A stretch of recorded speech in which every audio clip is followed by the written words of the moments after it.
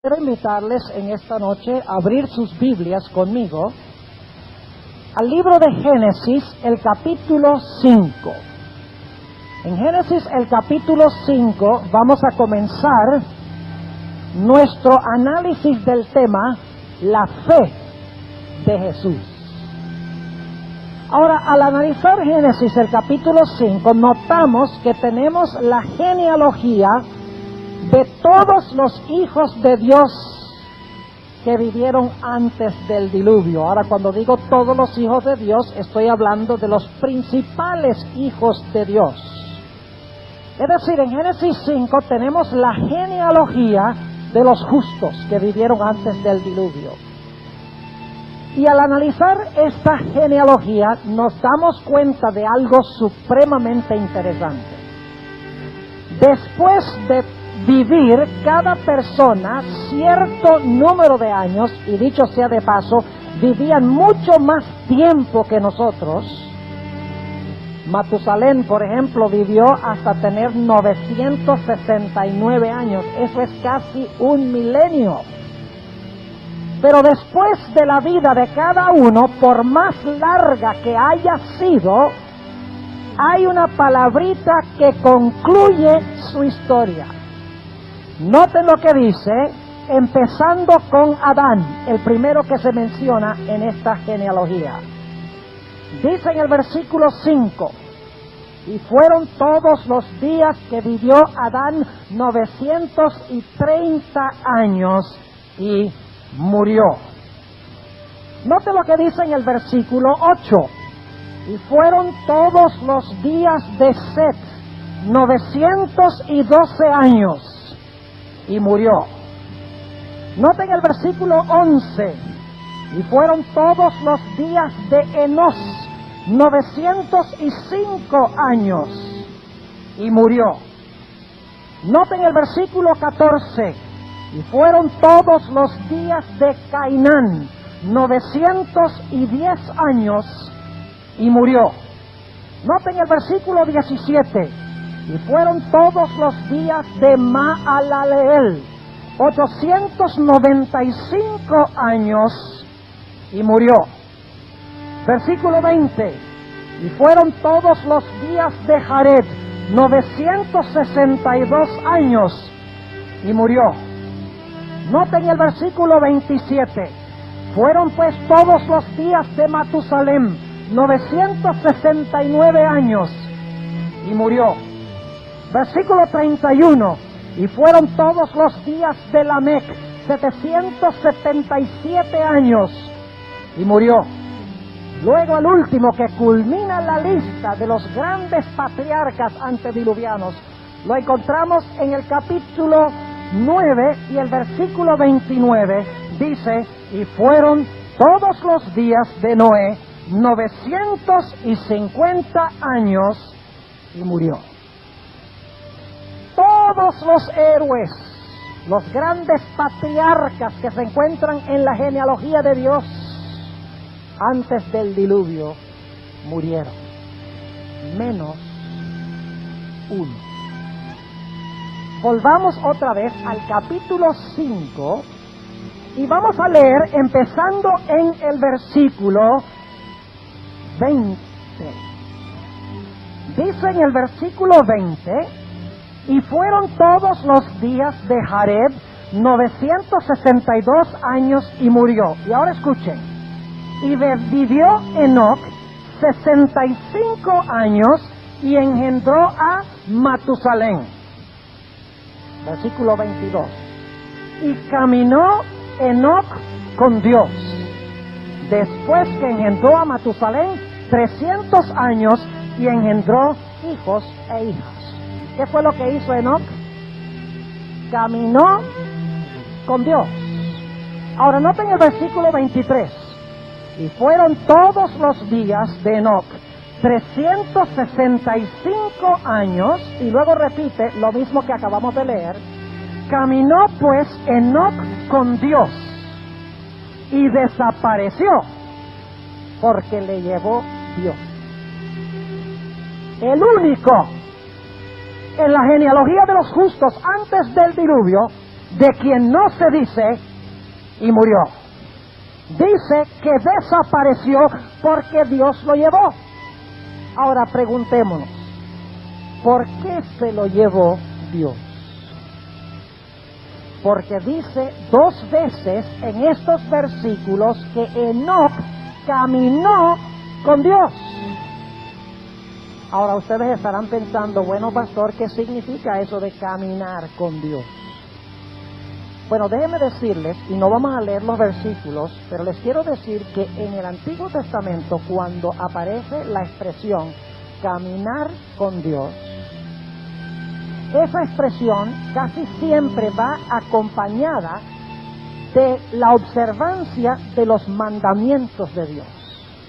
Es decir, caminar con Dios significa observar los mandamientos de Dios.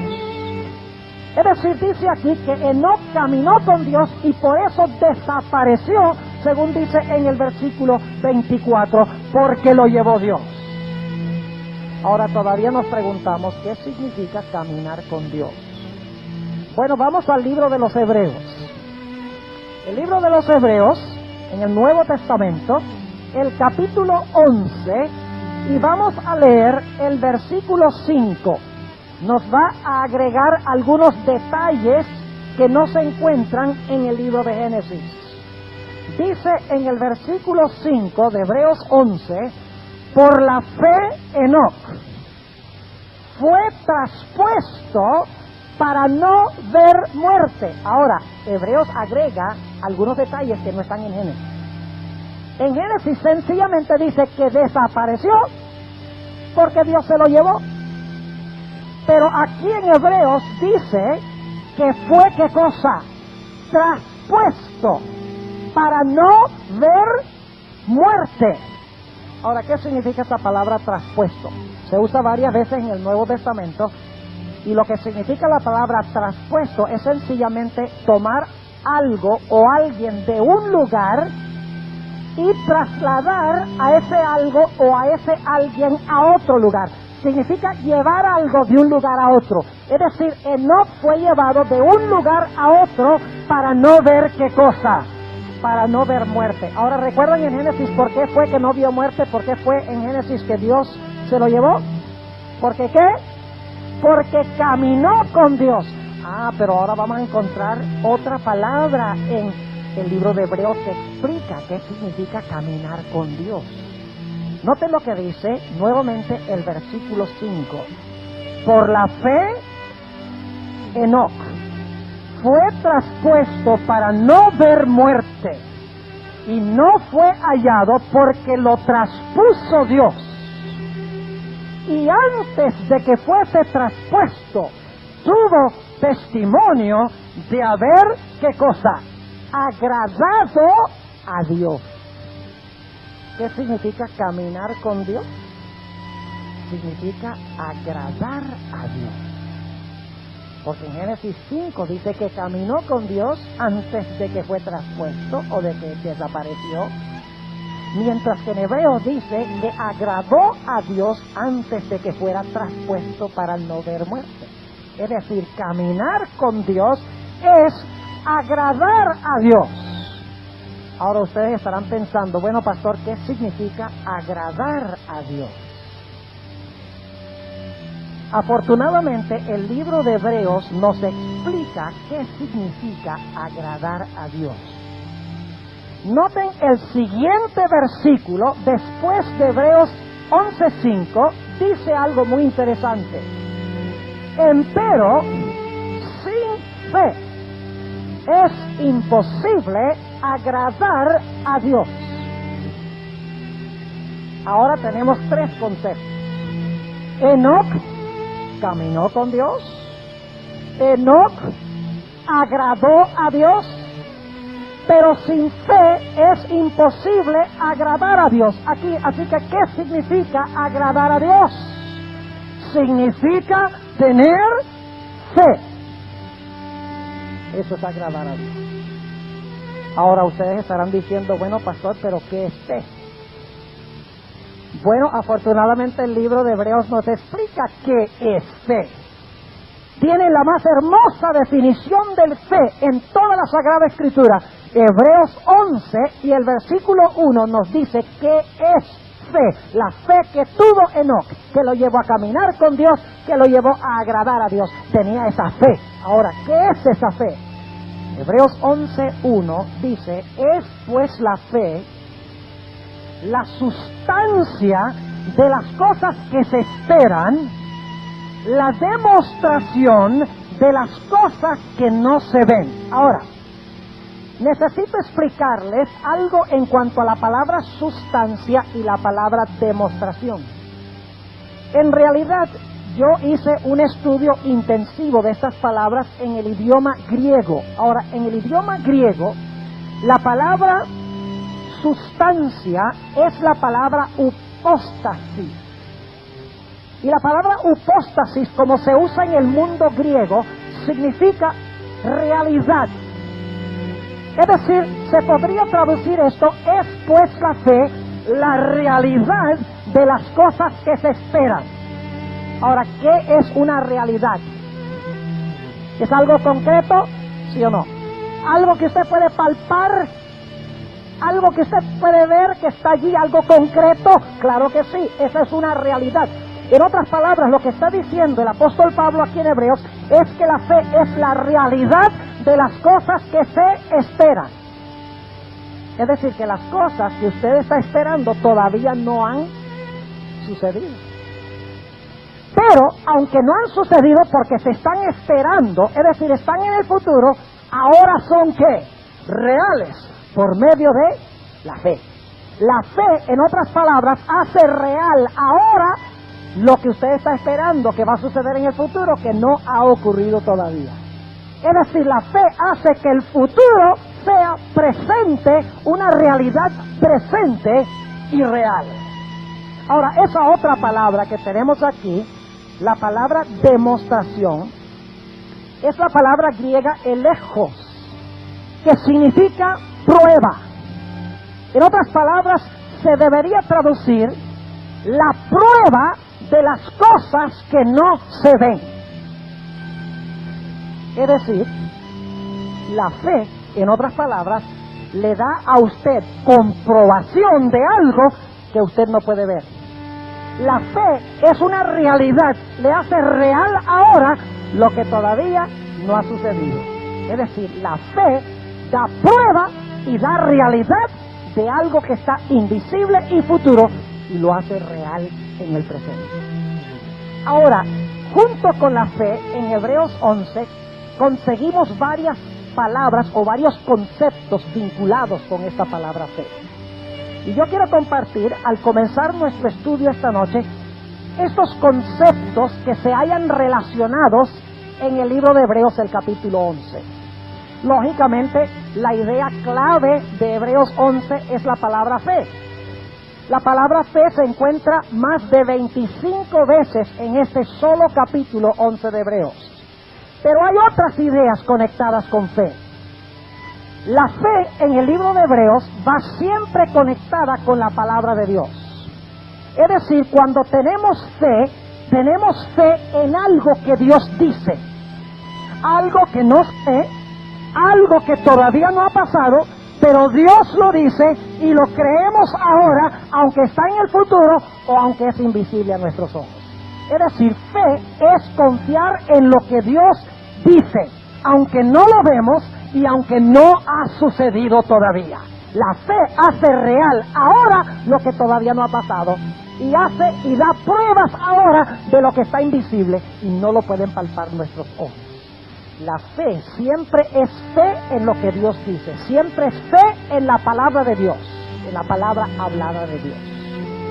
Otro concepto que está vinculado con el concepto de la fe en Hebreos 11 es la idea de esperanza. En otras palabras, la fe siempre tiene vinculada con ella esperanza, porque la fe es confiar en algo que Dios dice que todavía no ha pasado. Así que la fe siempre está orientada hacia el futuro, hacia algo que no ha sucedido. Dios dice que va a pasar. Dios dice que existe, pero no podemos ver eso con los ojos y no ha ocurrido todavía en la historia, Dios lo dice, lo creemos que va a suceder y esperamos que va a suceder. Es decir, la fe va vinculada siempre, no solo con lo que Dios dice, sino que va vinculada también con la esperanza de que lo que Dios dice algún día va a ocurrir. Otro concepto en Hebreos 11 que va vinculado con el concepto de la fe es la idea de recompensa. Varias veces en Hebreos 11 dice que la fe que uno ejerce siempre recibe su recompensa. Recuerden que la fe es confiar en algo que Dios dice que no ha pasado todavía. Es decir, usted tiene esperanza de que porque Dios lo dice va a ocurrir. Usted está mirando hacia el futuro, algo que Dios dice que va a pasar que no ha pasado todavía. Pero como usted tiene fe ahora de que eso va a pasar, entonces cuando ocurre, su fe es recompensada. Es decir, la fe, tener fe ahora en lo que no ha pasado, esa fe finalmente, cuando se cumpla lo que Dios dice, es una fe que es recompensada. Otra idea que se encuentra vinculada con la fe en Hebreos 11 es que en Hebreos 11 la fe siempre es activa. La fe no es nada más creer algo en la cabeza, como muchos cristianos dicen, yo creo que Cristo murió, yo creo que Cristo resucitó, yo creo que Cristo está en el cielo, yo creo que Cristo va a volver otra vez, pero la creencia es solamente a nivel ¿qué? De la mente, un concepto intelectual. Pero en el libro de Hebreos, el capítulo 11, la fe siempre es una fe que obra, es una fe activa, una fe dinámica. Por ejemplo, dice que Noé tuvo fe y por lo tanto construyó un arca. La Biblia nos dice que Moisés tuvo fe y por lo tanto salió de Egipto. La Biblia nos dice que Abraham tuvo fe y ofreció a su hijo. Es decir, la fe en Hebreos 11 no es algo que usted cree en su cabeza. La fe es una actitud que le lleva a la acción. La fe siempre es dinámica, la fe siempre es activa. Otro concepto que encontramos en Hebreos 11 conectado con la fe es una paradoja extraña entre lo que se ve y lo que no se ve. ¿Saben ustedes que en Hebreos 11 nos dice que hay personas que vieron lo invisible? Y ustedes dicen, bueno pastor, pero eso está muy raro. ¿Qué significa la palabra invisible? ¿Qué significa invisible? Significa que no se puede ver. Entonces, ¿cómo es que vieron lo invisible? Si invisible significa que no lo pueden ver, y vieron lo invisible. ¿Cómo es que vieron lo invisible? Si invisible significa que no se puede ver. Es una paradoja extraña. Es decir, los que tienen fe ven lo que no ven los que no tienen fe. Una paradoja extraña entre ver y no ver. Y vamos a notar todos esos conceptos en Hebreos 11. Otra idea conectada con la fe en Hebreos 11 es que todo lo que pasa en Hebreos 11 es humanamente imposible. Es decir, lo que se menciona en Hebreos 11, todos los eventos que se mencionan, humanamente son absurdos e irrazonables, ilógicos. No pareciera que pudiera suceder lo que menciona Hebreos 11, porque humanamente son cosas que para el hombre son imposibles. Y sin embargo, Hebreos 11 nos dice que la fe hace posible lo que es humanamente imposible. Otra idea paradójica. ¿Qué significa imposible? Que usted no lo puede hacer. Pero la fe hace posible lo imposible. Nos ayuda a ver lo que no se ve. Ahora, ¿cuáles son entonces las ideas que están interconectadas en Hebreos 11? Fe, la palabra de Dios, esperanza, recompensa, la fe es activa, una paradoja entre lo que se ve y lo que no se ve, y finalmente la fe hace que lo imposible sea posible. Ahora yo quisiera tomar algunos ejemplos de Hebreos 11 para que ustedes vean cómo funcionan todas estas ideas, toda esta dinámica de la fe que incluye todos estos conceptos que hemos mencionado. Hablemos en primer lugar de un personaje que conocemos muy bien en Hebreos 11, el caso de Noé. Note lo que dice en Hebreos 11 y el versículo 7. Por la fe, Noé, habiendo recibido respuesta, es decir, advertencia de cosas que aún no se veían. Ahora, dice que Noé recibió advertencia de Dios. ¿Le habló Dios entonces a Noé? ¿Le habló? ¿Le habló su palabra, sí o no?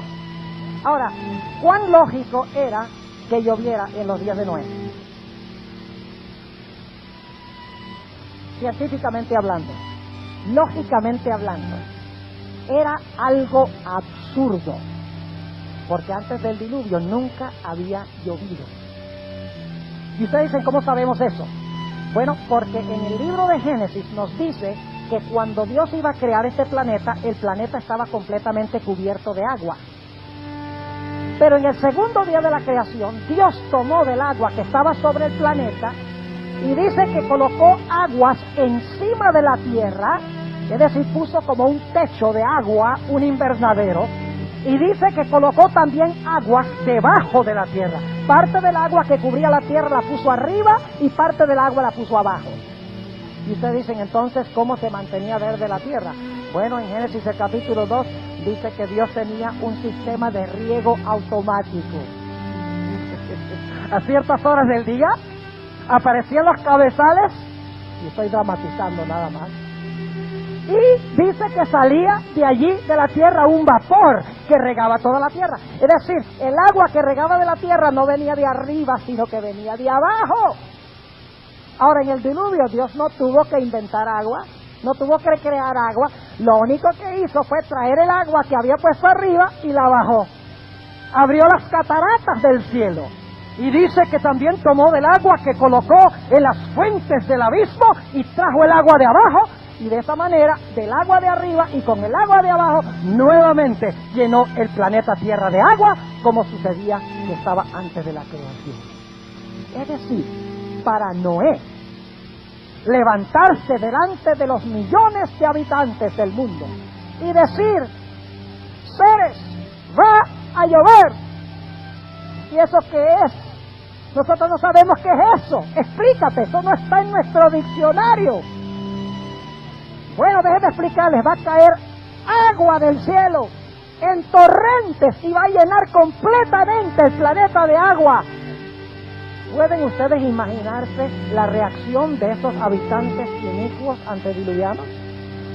Pensaban que Noé estaba completamente desquiciado, loco. Y sin embargo, escuchen bien. Noé dijo, como Dios me habló y me dijo que venía un diluvio, aunque no ha pasado, aunque no lo veo, lo creo porque Dios lo dice. Escuchen bien, les hago una pregunta. Para Noé, ¿cuándo vino el diluvio? ¿Cuando comenzó a llover o cuando Dios le dijo que iba a llover? Cuando Dios le dijo que iba a llover, en ese día vino el diluvio para Noé. Y ustedes dicen, ¿cómo así? Claro que sí. Porque Noé dice, si Dios me dijo que va a mandar un diluvio, Dios no miente. Yo no tengo que esperar, pensó Noé, hasta que empiecen a caer gotas del cielo. Porque cuando Dios lo dice, es tan real ahora como si hubiera sucedido ya. Es decir, la fe hizo que el futuro fuera real en el presente. La fe causó que el diluvio fuera comprobado cuando Dios lo habló, aún antes de que sucediera. La fe siempre obedece la palabra de Dios. Aun cuando lo que Dios pide es absurdo, es ilógico, es irrazonable humanamente hablando, la fe confía en lo que Dios dice. Cueste lo que cueste. Bueno, ustedes saben que Noé continuó predicando por 120 años. Invitó a la gente a entrar al arca, nadie quiso. ¿Y saben algo? Ustedes leen esa historia ahí en Génesis, el capítulo 8. Los animales tenían más inteligencia que los seres humanos. ¿Qué está tratando de decir Dios? Está tratando de decir que los seres humanos, la conciencia la tenían tan cauterizada que no tenían ni siquiera la capacidad de un animal para discernir entre el bien y el mal. Porque cuando Dios llamó a los animales dijeron, sí Señor, entramos en el arca. Mientras que los seres humanos que tenían conciencia, pero cauterizada, porque dice que cada designio del corazón de ellos era de continuo, solamente el mal, no escucharon la voz de Jehová. Así que Noé y su familia entraron en el arca, los animales entraron, vino Jehová y cerró la puerta según Génesis 7 y el versículo 16. Y pasa el primer día y ningún diluvio. Segundo día ningún diluvio. Tercer día ningún diluvio. ¿Cómo creen ustedes que están reaccionando los que están fuera del arca? Se lo dijimos a Noé, ese hombre loco que está ya metido con todos esos animales olorientos, y nosotros aquí afuera disfrutando del aire libre. Pasa el cuarto día, no hay diluvio. Quinto día, tampoco. Sexto día, séptimo día. Temprano el octavo día, los habitantes que están fuera del arca empiezan a mirar al cielo y ven unas cosas raras, unos objetos raros que nunca habían visto antes. Se llaman hoy nubes. Claro, empezaron a preocuparse. Y de repente fulgura a través del cielo el primer relámpago. Y se empiezan a escuchar los truenos. Y el aire se vuelve frío. Y empieza a soplar el viento.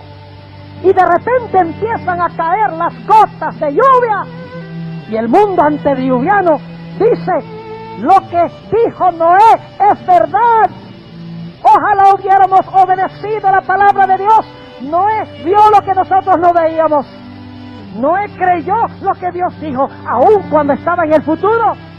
Y porque nosotros no creímos la palabra de Dios, vamos a perecer. Ahora yo pregunto, ¿están todos los elementos de la fe en la historia de Noé? ¿Va vinculada la fe de Noé en la palabra de Dios? ¿Confió en lo que Dios dijo? Sí, porque para Noé el diluvio vino cuando Dios le dijo que iba a venir. Él no tenía que esperar hasta que sucediera. Yo pregunto, ¿la fe de Noé estaba enfocada en esperanza? ¿Tenía la esperanza de que lo que Dios había dicho iba a realizarse? Sí, la fe siempre está enfocada en el futuro. Pregunto, ¿la fe de Noé fue recompensada? ¡Claro que sí! Porque Dios lo salvó del diluvio junto con su familia. ¿La fe de Noé era activa? ¡Claro! No es esa fe de los cristianos que dicen, yo creo que Dios existe, el diablo también. Pero si la fe no nos mueve a la acción, si la fe no es activa y dinámica, no es fe. La Biblia dice que Noé construyó un arca. ¿Qué hubieran pensado ustedes si Noé hubiera dicho, cuando Dios le dice, mira Noé, voy a mandar un diluvio al mundo? Señor, gracias por esta gran revelación, lo aprecio mucho. No, pero Noé, quiero que me hagas un barco porque el mundo se va a inundar. Señor, te creo, muchas gracias. ¿Se hubiera ahogado? La fe tenía que ser activa o dinámica. Pregunto, ¿hay una paradoja en la historia de Noé entre lo que no se ve y lo que se ve? Claro, noten nuevamente el versículo 7. Dice, por la fe Noé, habiendo recibido advertencias de cosas que aún no se veían, ¿qué hizo?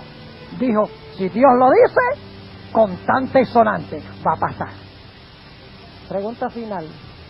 ¿La fe de Noé se enfocó en algo que era humanamente ilógico, irrazonable e imposible? Claro que sí. Pero la fe de Noé hizo que lo que humanamente fuera ilógico, lo que fuera anticientífico, se realizara por fe.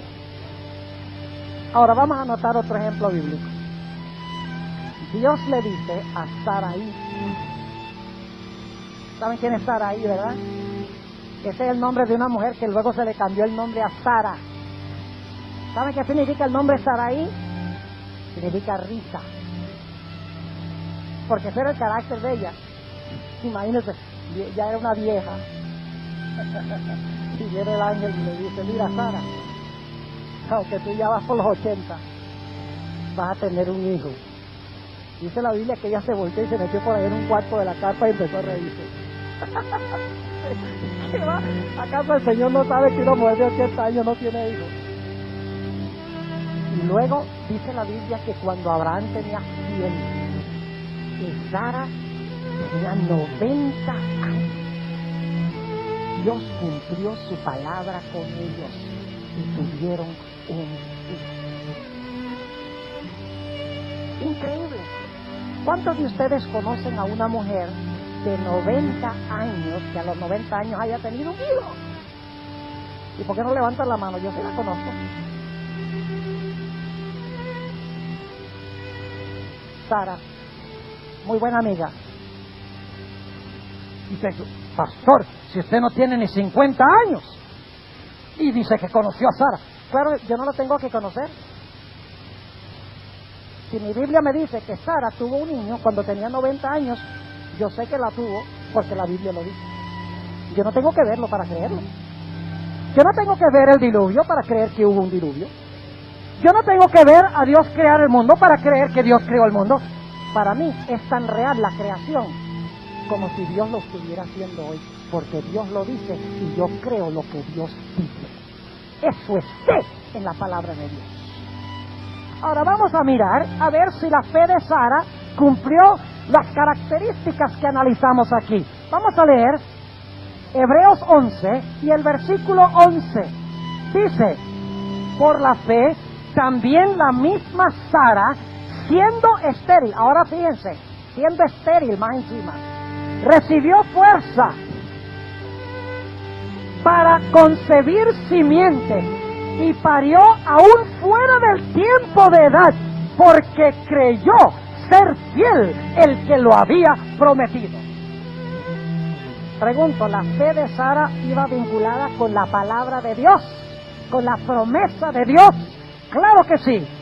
¿Tenía la fe de Sara un elemento de esperanza? ¿Esperaba que iba a tener un hijo? Claro que sí. ¿Iba la fe de Sara vinculada con recompensa? ¿Recompensó Dios la fe de Sara? Claro. ¿Qué le dio? Un hijo. ¿La fe de Sara fue activa? Obviamente, porque tiene que haber tenido relaciones sexuales con Abraham. Porque Isaac no nació por el poder del Espíritu Santo como Jesús. Tuvieron que actuar. No dice Sara, bueno Señor, pónmelo en el vientre. No. Tuvo que actuar. Pregunto, ¿hay una paradoja entre lo que se ve y lo que no se ve en la historia de Sara? Claro que sí. Ella veía al hijo. Sí y no. No en el sentido de que lo veía y lo palpaba con sus sentidos, pero sí en el sentido de que veía lo que todavía no había pasado. Y lo creyó porque Dios lo dijo. Ahora, humanamente, ¿era imposible e irrazonable lo que Dios le había dicho a Sara? Claro que sí. Pero la fe hace posible lo que humanamente es imposible. Ahora vamos a nuestro tercer ejemplo de Hebreos 11. Ojalá pudiéramos estudiarlos todos.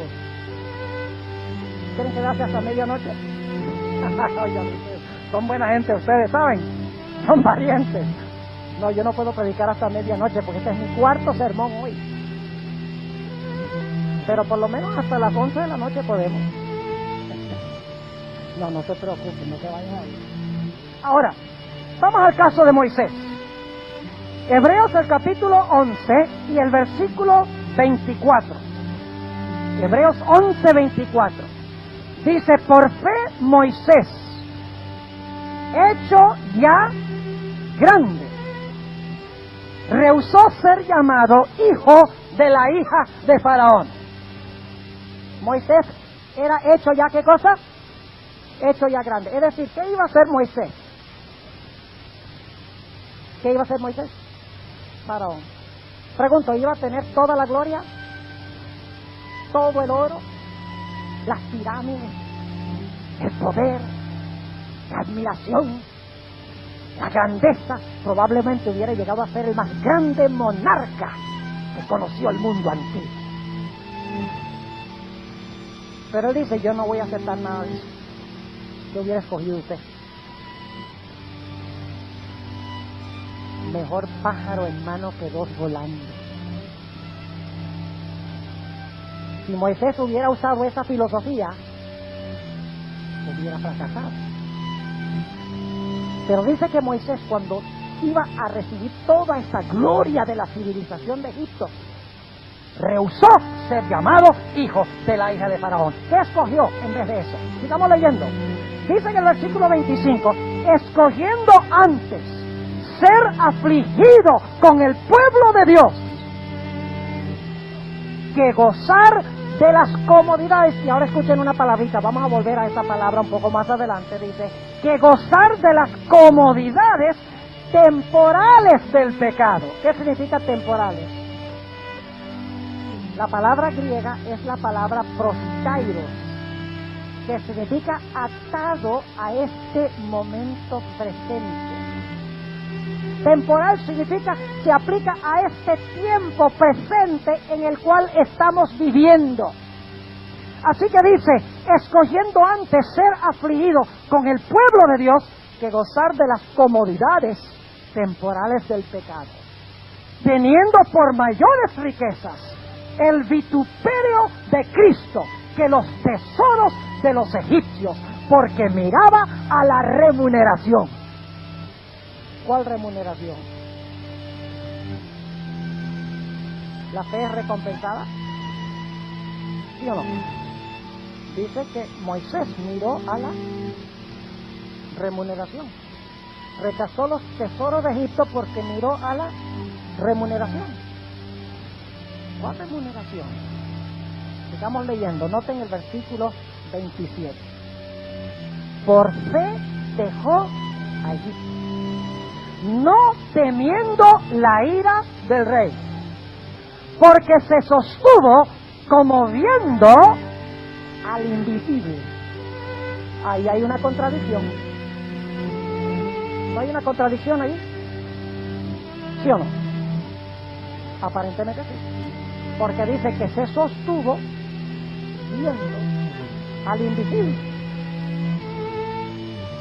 ¿Qué concepto tan extraño? Sí, invisible significa que no se puede ver. Pero Moisés vio lo invisible. ¿Cómo vio lo invisible? Por fe. Ahora yo pregunto, ¿dónde estaría Moisés si hubiera escogido quedarse en Egipto?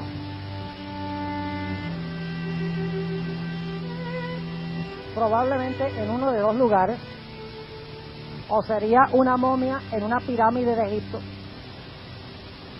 o posiblemente sería una momia en el sótano del Museo Británico. Pero ¿dónde está Moisés hoy? Está en el cielo. Miraba a la remuneración. Y algunos dirán, entonces Moisés está en el cielo. ¿Cómo así, pastor? Que Moisés fue remunerado, su fe fue recompensada con el cielo. ¿Qué piensan ustedes? ¿Qué hubiera sido mejor? ¿Los tesoros de Egipto o los tesoros del cielo? Bueno, pero los tesoros del cielo Moisés no los podía ver. ¿Sí o no? ¿Los podía ver? ¿Sí o no? Hay confusión en el campamento. Sí y no. Físicamente no los podía ver, pero con el ojo de la fe sabía que los tesoros del cielo eran más reales y permanentes y eternos que los tesoros que podía tocar y palpar con sus manos. ¡Gloria a Dios! Y algunos están diciendo, entonces Moisés está en el cielo. Claro que sí. ¿Y cómo sabemos eso? Bueno, muy sencillo.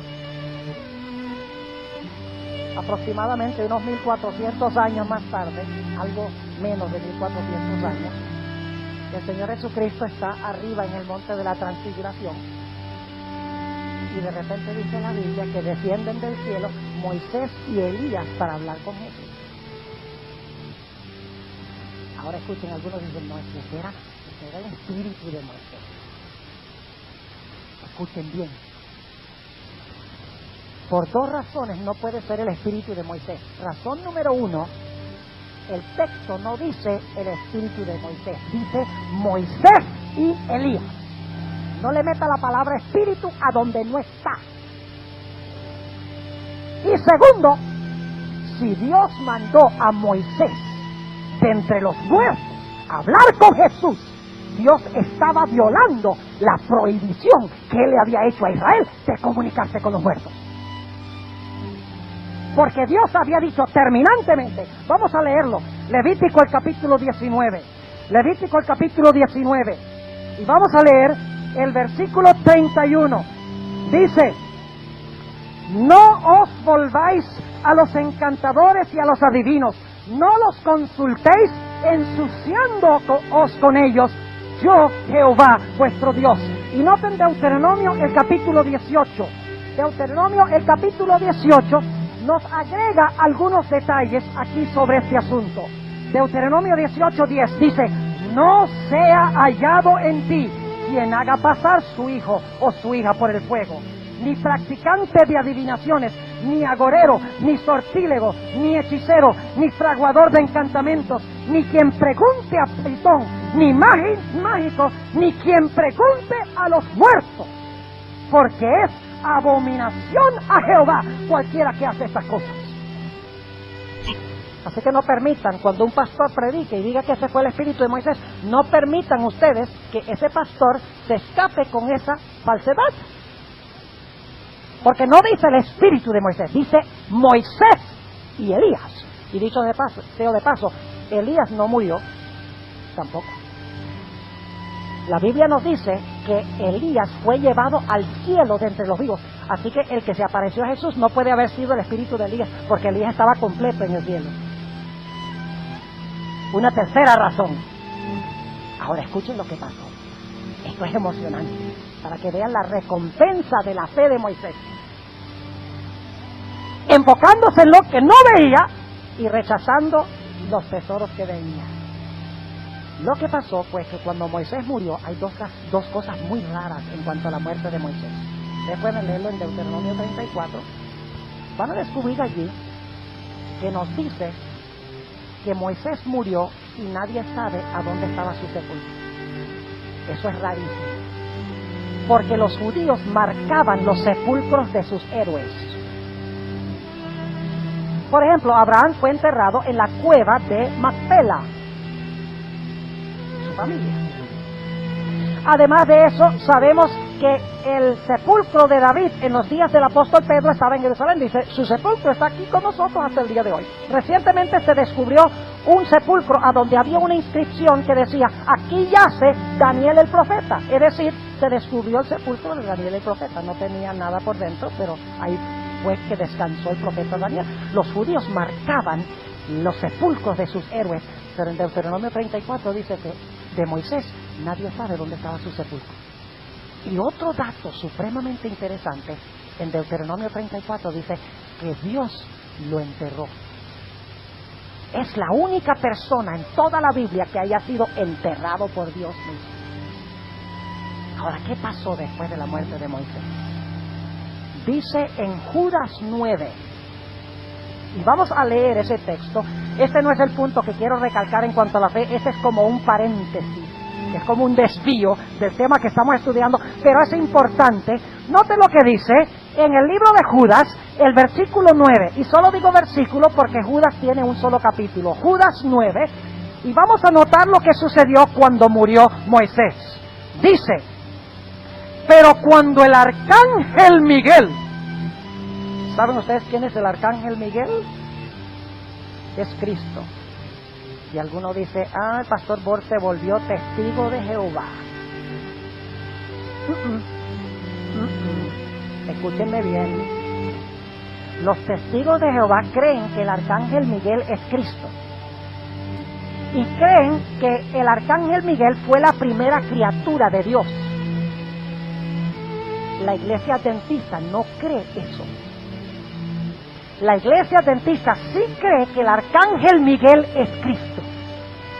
Pero también cree que el arcángel Miguel, que es un nombre de Cristo en el Antiguo Testamento, es eterno Dios, que nunca tuvo un comienzo. El concepto adventista y el contexto de la idea de los testigos de Jehová es completamente distinta. Los testigos de Jehová dicen, la primera criatura de Dios, el arcángel Miguel, es Cristo, la primera criatura de Dios. Nosotros los adventistas decimos, el arcángel Miguel es Cristo, pero Cristo es eterno Dios. Incidentalmente, ¿han leído ustedes en el Nuevo Testamento, en 1 Tesalonicenses 4, donde dice que el mismo Señor descenderá del cielo? ¿Con qué?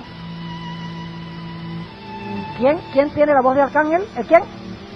El mismo Señor descenderá del cielo con voz de arcángel. ¿Y qué arcángel es ese? Cristo, con voz de arcángel y con trompeta de Dios. Y los muertos en Cristo resucitarán primero. Es decir, el que resucita a los muertos es el arcángel, según 1 Tesalonicenses 4. Ahora noten nuevamente Judas 9. Cuando Moisés murió, hubo una pelea por el cuerpo de Moisés. ¿Ustedes creen que Dios vive peleando por cuerpos muertos? ¡Jamás! Noten, dice, pero cuando el arcángel Miguel contendía con el diablo, disputando sobre el cuerpo de Moisés. ¿Qué estaban haciendo? Disputando sobre el cuerpo de Moisés. ¿Y a qué venía Miguel a disputar? ¿Ustedes creen que cada vez que una persona es enterrada, Cristo y el diablo se reúnen encima del sepulcro y Cristo dice, es mío, y Satanás dice, es mío? ¿A qué venía Miguel? Venía a resucitar a Moisés, y por eso Moisés apareció en el monte de la transfiguración. Por eso nadie sabía dónde era su sepulcro, y por eso dice que lo enterró Dios, porque estaba en una categoría especial. Ahora les pregunto entonces, ¿la fe de Moisés estaba basada en la palabra de Dios? ¿Le había prometido Dios a Moisés la patria celestial? Claro que sí. ¿Tenía la fe de Moisés esperanza? Claro que sí. ¿Estaba fundamentada en la palabra de Dios? Claro que sí. ¿Fue recompensada su fe? Claro que sí. ¿Fue activa su fe? ¿Tuvo que abandonar eso y salir? Claro que sí. ¿Hay una paradoja? ¿Moisés vio lo que no ven los demás? Claro que sí. ¿Y lo que sucedió con Moisés aparentemente era humanamente imposible? ¿Saben cuál es uno de los grandes problemas que tenemos nosotros? Nosotros tenemos la filosofía, ver es creer. ¿Pueden pensar ustedes alguien en la Biblia que tenía esa filosofía? Tomás. Tal vez deberíamos llamarnos Tomás y Tomasa. ¿Se recuerda la historia? Jesús había resucitado. Era la noche del domingo de resurrección, primer día de la semana. Y Jesús se le apareció a los discípulos y le dijo, mire, yo soy. Los discípulos estaban asustados. ¿Cómo es que este hombre que murió y fue sepultado está aquí? Y Jesús le dijo a los discípulos, toquen mis manos, toquen mi costado, mis pies, abrácenme. Dice que yo mismo soy. Un espíritu no tiene carne y huesos como ustedes ven que yo tengo, dice Lucas 24. Es decir, Jesús resucitó con un cuerpo humano.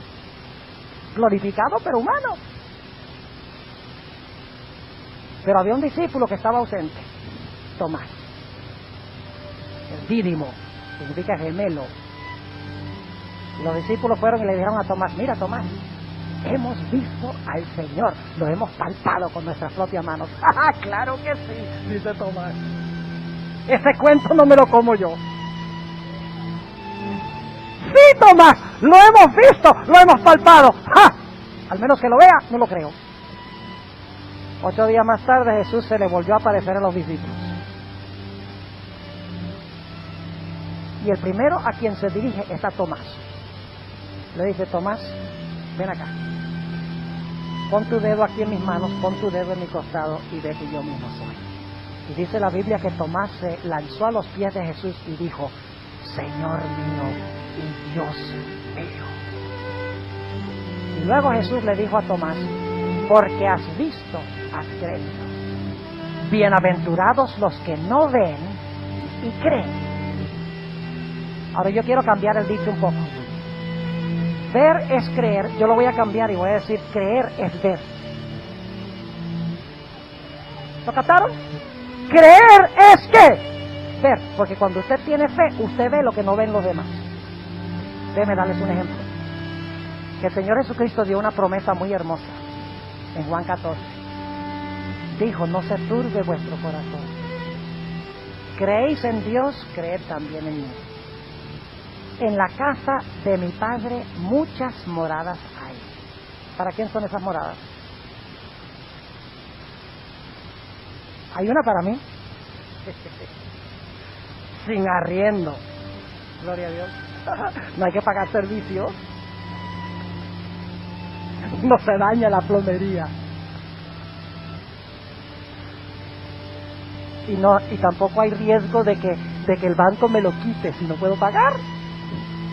Mía, por la eternidad. En la casa de mi Padre muchas moradas hay. Si no fuera así, os lo hubiera dicho.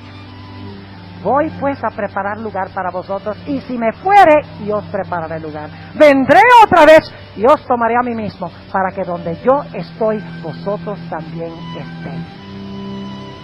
Yo pregunto esta noche, ¿cuántos de ustedes están en el cielo? Aprendieron bien la lección, gloria a Dios. A ver, ¿cuántos están en el cielo? Yo sé que Costa Rica es muy lindo, pero el cielo. Ustedes me están diciendo que Costa Rica es el cielo, porque es tan bonito. ¿Cuántos están en el cielo? Yo estoy en el cielo ahora. Dice, ¿cómo así, pastor? Usted está predicando aquí en Costa Rica. Déjeme decirle, yo no tengo que estar en el cielo para saber que yo tengo una mansión allá. Porque cuando Dios lo dice, usted lo puede aceptar como si hubiera sucedido ya. Usted no tiene que esperar que se cumpla lo que Dios dice. Usted puede tener eso realmente. Puede tener la prueba ahora de eso. Porque Dios lo dice. Es decir, nosotros tenemos que aprender a confiar en Dios por lo que Él dice. No debemos ir por sentimientos y emociones. Muchos cristianos dicen, ay, a mí me gusta ir a la iglesia donde salto mucho y bailo mucho y canto mucho y me emociono mucho. Y luego se va a la casa y cuando se va la emoción, se va todo. Es mucho más digno de confianza basar nuestra fe, no en emociones, sino basar nuestra fe en la palabra concreta y sólida de Dios. Por eso usted debe escoger una iglesia donde se predica la palabra, no una iglesia que se basa en la emoción y en los sentimientos, porque la emoción y los sentimientos se van, pero la palabra de Dios permanece para siempre. Les puedo dar un ejemplo. Se casa una pareja. Cuando estaban de novios, no había quien los separara. Parecía un chicle que los juntaba a los dos. Y poco después del matrimonio, no se pueden ver ni en retrato. ¿Qué pasó? Se casaron por emoción, por sentimiento. Si su relación con Jesús se basa sobre sentimientos y emociones, cuando no tenga la emoción ni los sentimientos, usted va a perder la fe en Jesús. Usted tiene que basar su fe en obedecer lo que Dios dice en su santa palabra, aunque se desplomen los cielos. Por ejemplo, algunos adventistas me dicen, ¿sabe, pastor, que nunca me alcanza el dinero para devolver el diezmo? Querido hermano y hermana, yo quiero darles el secreto de cómo siempre le va a alcanzar para dar el diezmo. De lo primero. Si usted lo da primero, le garantizo que siempre habrá suficiente para dar. Lo que pasa es que lo dejamos como de último. ¿Sabe que cuando yo doy conferencias evangelísticas y hablo sobre el diezmo, algunas personas dicen, pero pastor, yo tengo una familia que sostener, yo no puedo devolver el diezmo, no me alcanza el dinero para vivir, para mantener a mi familia? ¿Y saben lo que yo les digo a ellos? Yo les digo, Dios le pide a usted que devuelva el diezmo. El papel suyo es tener suficiente fe que si usted obedece lo que Dios dice, Dios va a proveer lo que necesita su familia. Y si usted no devuelve el diezmo, usted no tiene fe. Porque la fe obedece lo que Dios dice, aun cuando parece imposible sostener a la familia. Lo mismo sucede cuando doy evangelismo y hablo del sábado. ¿Saben ustedes que hay muchos pastores que creen, pastores no adventistas, que creen que el sábado es el día de reposo? Lo saben. Algunos me lo han admitido. Pero ¿saben qué dicen? Dicen, si yo empiezo a guardar el sábado, yo voy a perder mi empleo. Y si pierdo mi empleo, ¿cómo voy a sostener a mi familia? Otros, cuando doy campañas evangelísticas, me dicen, pastor, yo quisiera guardar el sábado, pero yo trabajo el sábado y no me van a dar el sábado libre en mi trabajo. Y yo digo, entonces usted está diciendo que Dios le pide que guarde el sábado y entonces lo va a desamparar. No. Porque siempre que Dios nos pide algo, Dios nos da al mismo tiempo una promesa que nos ayuda en cumplir lo que Él nos pide. En todos los casos, escuchen bien, de personas que han tenido problemas de trabajo para observar el sábado y que han avanzado por fe, o conservan su trabajo, o si lo pierden, consiguen un trabajo que les paga más que lo que les pagaban antes. Porque tienen fe en lo que Dios dice. Y están dispuestos de sufrir las consecuencias que vengan, porque tienen confianza en el Señor. Ahora volvamos a Enoc. ¿A dónde tenía la mente Enoc? ¿A dónde tenía su mente? Aunque caminaba con Dios en la tierra, en realidad su mente estaba ¿dónde? Estaba en el cielo con Dios. Él anhelaba en lo profundo de su ser estar con Dios. Toda su reflexión y su pensamiento se centraba en Dios. Aunque caminaba por fe con Dios en la tierra, estaba caminando por fe, en realidad con Dios en la patria celestial. Y finalmente se acercó tanto a Dios y caminó tan cerca a Dios en la tierra que Dios le dijo, mira Enoc, ya tú no tienes más nada que hacer allá en la tierra. Ya tu mente está tanto aquí que ya no me sirves de nada en la tierra. Dice, vente acá, para que no caminemos ya por fe, sino para que caminemos físicamente por los siglos de la eternidad. Aunque el cuerpo de Enoc estaba en la tierra, su mente estaba con Dios en el cielo. Caminó con Dios, agradó a Dios, obedeció a Dios. Tuvo una fe inquebrantable en Dios y por lo tanto Dios le dijo, vente al cielo y caminemos juntos acá por los siglos de la eternidad. Gloria a Dios.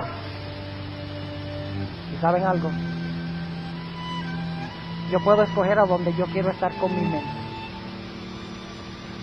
Los astrónomos hablan de la velocidad de la luz.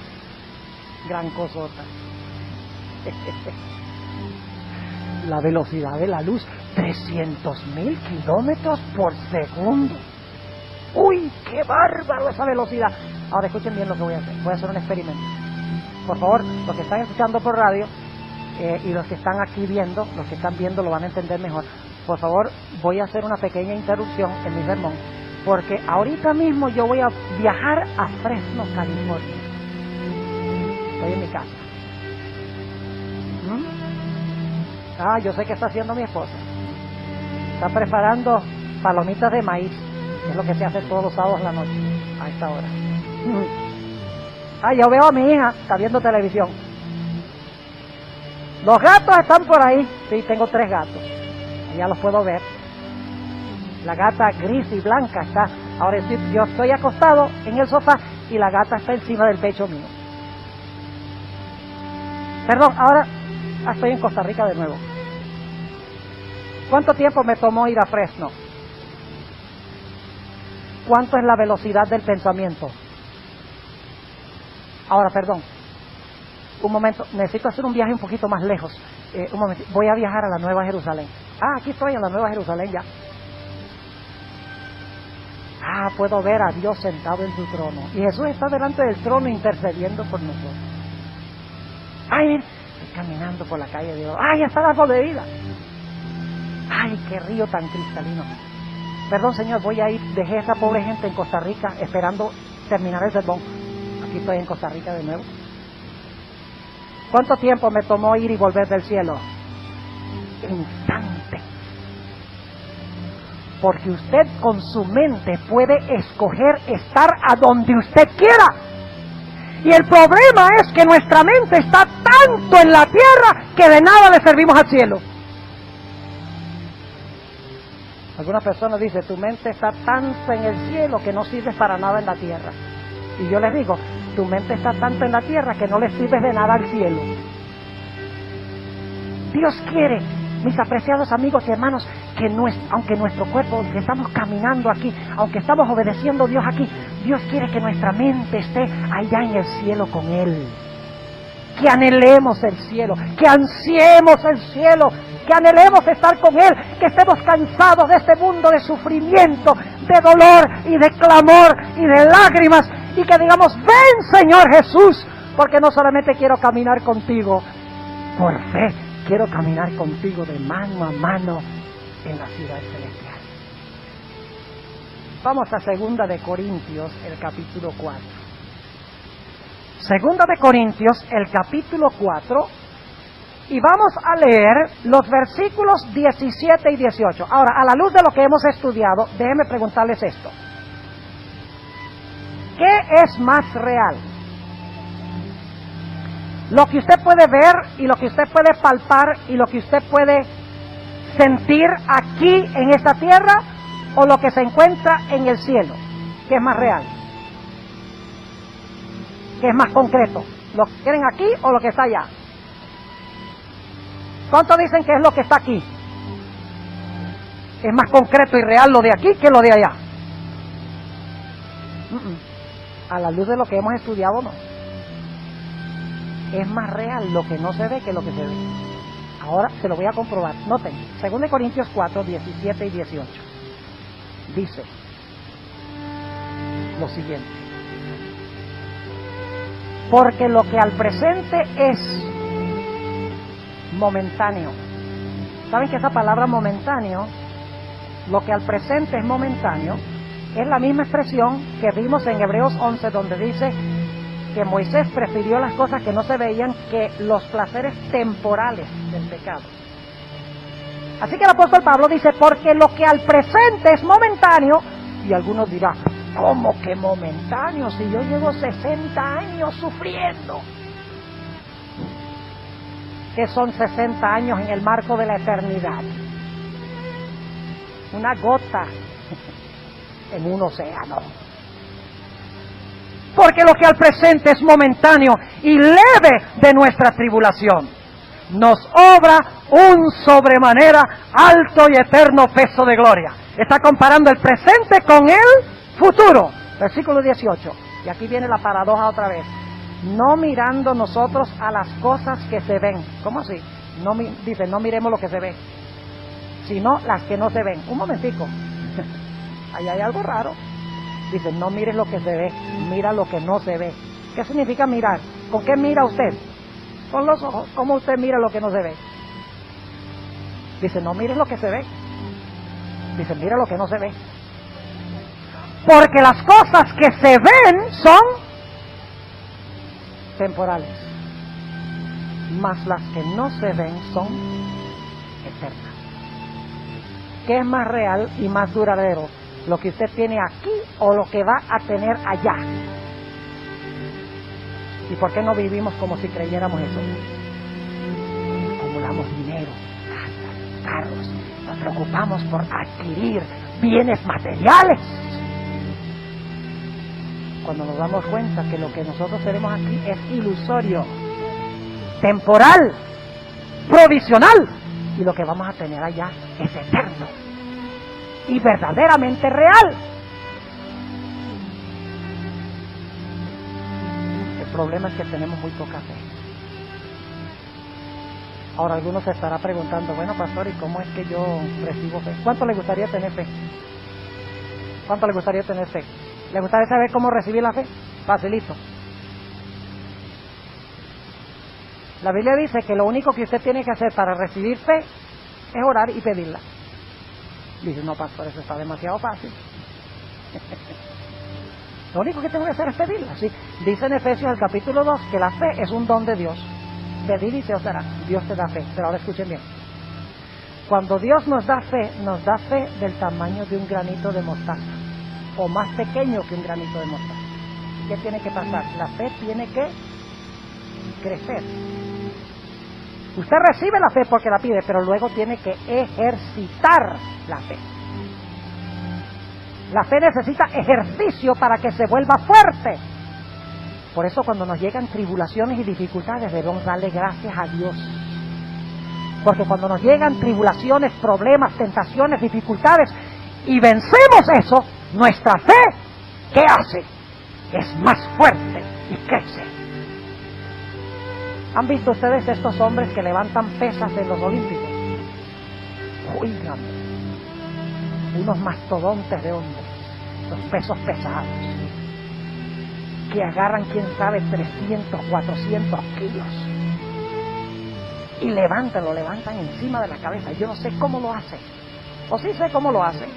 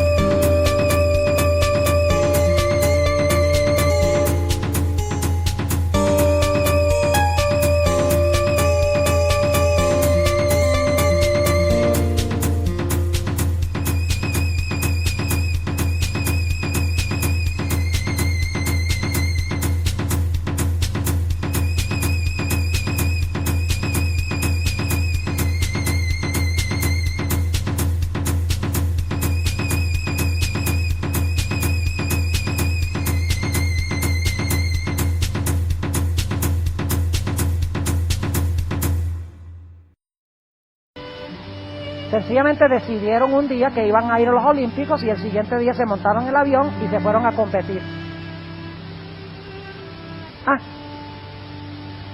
¿Qué tuvieron que hacer? Ejercicio.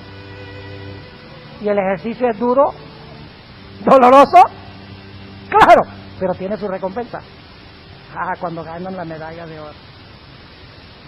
La fe crece cuando nosotros recibimos dificultades y problemas en nuestra vida, y cuando nos sobreponemos a eso, la siguiente prueba es más fácil de pasar porque nuestra fe ha aumentado.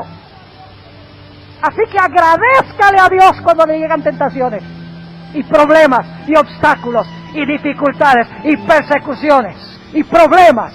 Denle gracias a Dios y dígale a Dios: Señor, dame la fe para sobreponerme a esto. Y si usted vence ese problema, La próxima vez que venga va a ser más fácil porque ya la fe está más fuerte, porque la ha ejercitado. En Romanos 10:17 dice, la fe viene por el oír y el oír por la palabra de Dios. Ahora voy a concluir con esto. Para usted tener confianza en alguien, usted tiene que conocer a ese alguien, ¿sí o no? Y para conocer usted a ese alguien, tiene que pasar, ¿qué? Tiempo con ese alguien. Es decir, usted conoce a alguien, pasa tiempo con esa persona. Como resultado, usted conoce a esa persona. Como resultado, usted confía en esa persona o tiene fe en esa persona. Ahora, ¿cómo llegamos a conocer a Jesús? ¿A través de qué? A través de su palabra. Asimilamos la palabra, estudiamos la palabra, obedecemos la palabra y llegamos a conocer a Jesús. Y cuando llegamos a conocer a Jesús y Jesús nos ayuda, llegamos a confiar en Él. Ese es el problema por el cual la gente no tiene fe, porque en realidad no conoce a Jesús, porque no ha pasado tiempo con Él. Les doy una ilustración. Supongamos que usted nunca me ha visto en su vida. Usted está caminando por la calle y yo vengo de la dirección contraria y yo lo agarro por el brazo y lo paro y le digo, mire señor, resulta que yo tengo un problema muy grave y es que me van a quitar el apartamento porque llevo sin pagar el alquiler 2 meses porque perdí el trabajo. Pero la buena noticia es que ahora tengo otro nuevo trabajo, pero no me pagan sino hasta dentro de 1 mes para yo pagar el apartamento. Señor, ¿podría usted por favor prestarme 5,000 colones? Ah, sí, cómo no, señor, cómo no, enseguida. Claro que sí. ¿Le va a prestar los 5,000 colones? No, ¿por qué? Porque no lo conoce a usted. Pero ahora supongamos que se tratara del pastor Marín, que yo conozco. Y yo vengo a donde el pastor Marín le digo, mire pastor Marín, estoy en un aprieto grandísimo. Y es que me van a quitar el apartamento porque perdí el trabajo, pero tengo otro trabajo y dentro de 1 mes yo le garantizo que yo le voy a dar ese dinero. Ahora, si el pastor Marín me conoce y sabe que yo soy una persona digna de confianza por la trayectoria de nuestra amistad, ¿ustedes creen que el pastor Marín me va a prestar ese dinero? ¿Lo creen? ¿Por qué? Porque el pastor Marín ha pasado tiempo conmigo y por lo tanto confía en mí. Dicho sea de paso, pastor, hablamos después. ¿Entienden la ilustración? Si pasamos tiempo con Jesús en la Biblia, lo conocemos. Y si lo conocemos, vamos a confiar en Él, en las buenas y en las malas, pase lo que pase en nuestra vida. En el libro de Apocalipsis, habla de la última generación que va a vivir en este mundo. Son el Enoc final, pero no es una persona, es toda una generación de santos. Y dice allí en Apocalipsis 14 y el versículo 12, aquí está la paciencia de los santos. Aquí están los que guardan los mandamientos de Dios y tienen la fe de Jesús. Queridos amigos y hermanos, viene el día pronto cuando todos los que sean fieles a Dios van a perder todo lo que tienen. Todo apoyo humano. Usted va a perder su casa, usted va a perder su carro, usted va a perder su dinero, usted va a perder su libertad y aún va a haber riesgo de que perderá su vida por ser fiel a Cristo. Si su fe está edificada sobre estas cosas, usted va a abandonar a Jesús. Pero si su fe está puesta en las cosas que no se ven, en las cosas de la eternidad, aunque se desplomen los cielos, van a permanecer fieles